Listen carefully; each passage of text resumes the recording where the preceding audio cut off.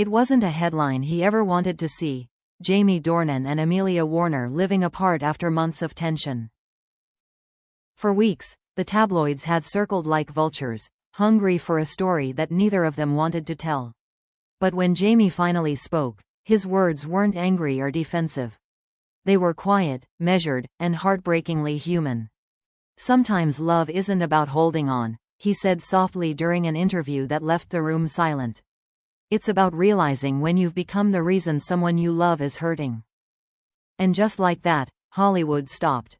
Fans who had followed Jamie and Amelia's seemingly perfect marriage, 3 children, years of devotion, the picture of calm, suddenly saw cracks they never expected. But those cracks hadn't appeared overnight. They had been forming slowly, quietly, beneath the weight of schedules, distance, and expectation. It had started months earlier, while Jamie was filming back-to-back projects across continents. London, Los Angeles, Morocco. The locations blurred together. He was home less and less, his world consumed by call sheets and camera lights.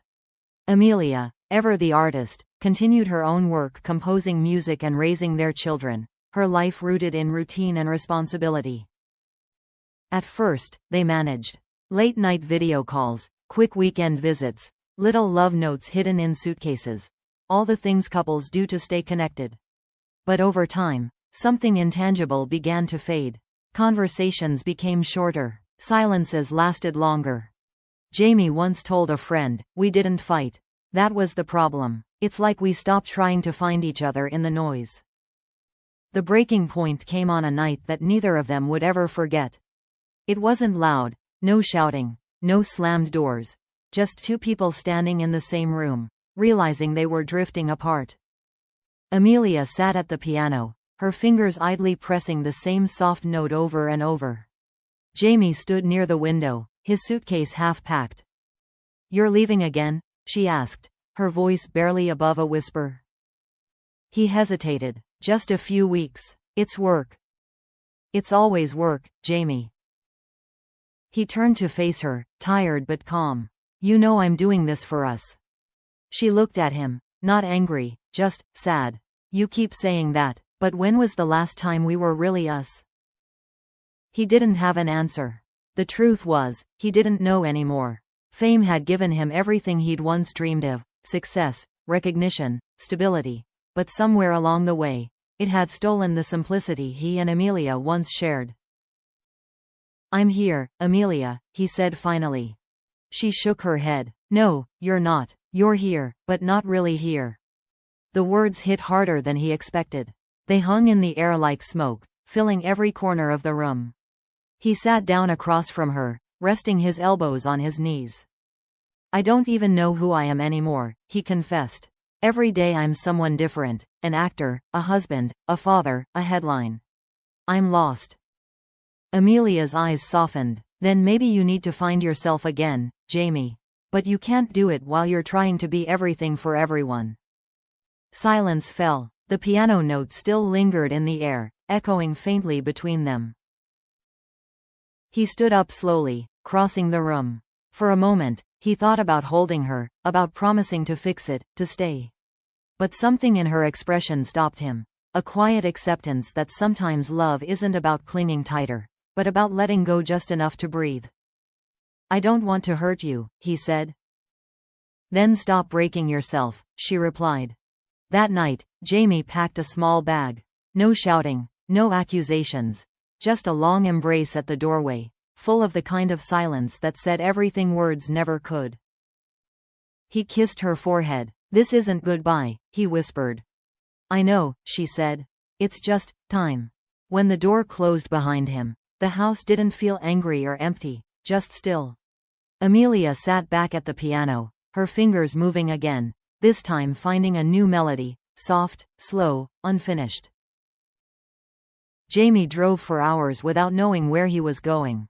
The city lights faded behind him, replaced by the hum of the road and the sound of his own thoughts. Somewhere in the middle of the night, he pulled over, turned off the engine, and stared into the dark. For the first time in years, he allowed himself to cry. Not for failure, not for guilt, but for the quiet realization that sometimes, Even love that's strong and true needs distance to survive. He didn't leave out of anger, one close friend said later. He left because he thought disappearing might save them both. And maybe, deep down, that was the truth. Sometimes you have to step away from what you love, not to abandon it, but to learn how to return without losing yourself in the process. Weeks turned into months, and for the first time in years, Jamie Dornan was truly alone. He rented a small cottage in Northern Ireland, far from the lights of London and the noise of Hollywood. No cameras, no schedules, no one asking questions, just sea air, silence, and the slow, painful work of remembering who he was when the world wasn't watching. At first, the quiet felt unbearable. He would wake before dawn, half expecting to hear Amelia humming in the kitchen, or the laughter of his daughters echoing down the hall. Instead, there was only the sound of rain against the windows and the creak of old wood. He threw himself into simple things, running by the coast, reading, writing in a journal he hadn't touched in years. But no matter what he did, Amelia was always there in his thoughts.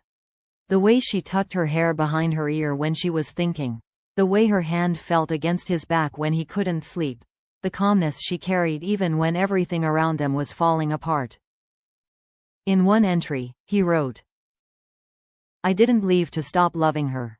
I left because I didn't know how to love her and still be myself." Meanwhile, the press continued to speculate. Headlines ranged from, "Jamie Dornan and Amelia Warner split for good," to, "The actor's private struggles finally catch up."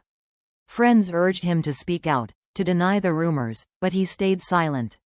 For once, he didn't want to control the story. He wanted to live it, to understand it. Back in London, Amelia did the same. She focused on her music, pouring everything she couldn't say into her compositions. Her friends said she seemed serene, but her eyes told a different story. That kind of quiet sadness that comes only from missing someone who's still alive, just elsewhere. Then, one evening, something changed. Jamie received an envelope in the post, no return address, just his name written in Amelia's neat handwriting. Inside was a single sheet of paper, folded once. It wasn't long, just a few lines. "You once said you didn't know who you were without me. Maybe it's time to find out who you are, and then come back to me as that man." There was no anger, no pleading, just understanding. The kind only someone who truly loved him could offer. He read it over and over until the ink began to blur. For the first time, he didn't feel guilt, he felt grace. Slowly, something in him began to heal. He started writing music again, something he hadn't done in years. He'd play for hours into the night, chasing melodies that felt like memories of home. His therapist once told him that healing doesn't mean forgetting, it means finding peace in the remembering. And he was finally learning what that meant. Months later, an invitation arrived. Amelia was hosting a small private concert, a fundraiser for a children's charity she supported. Jamie hesitated before replying, unsure if she'd even want him there. But when he arrived, quietly slipping into the back of the room, she saw him instantly. For a moment, neither spoke.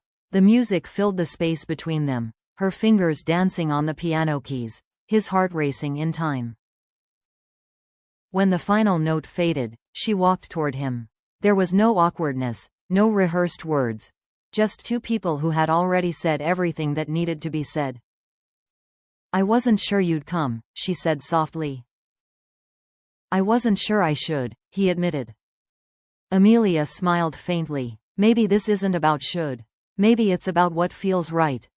He nodded. "It feels like coming home." They sat together in the quiet corner of the room, talking for the first time in months. Not about the past, not about the pain, just about life, their children, and how time apart had taught them both to breathe again. "I used to think leaving meant giving up," Jamie said quietly. "But I see now, it was a pause. A necessary one." Amelia reached for his hand. "Maybe we both needed the silence to hear what love was trying to tell us." Outside, the night was cold and still, but inside the room, something warm and familiar had returned. Not the naive spark of their early years, but something deeper, forgiveness, understanding, peace. Later, in an interview months down the line, Jamie finally shared his truth. "I didn't leave Amelia because I stopped loving her. I left because I needed to find the version of myself who could love her better." He smiled, eyes soft with memory. Sometimes, stepping away isn't the end. It's how you learn to come back, stronger, quieter, and more grateful than before. And just like that, the noise faded. No scandals, no drama. Just the story of two people who had walked through distance to rediscover closeness. Because, in the end, Jamie hadn't left to escape. He'd left to return, finally, and completely, to the place that had always been his home.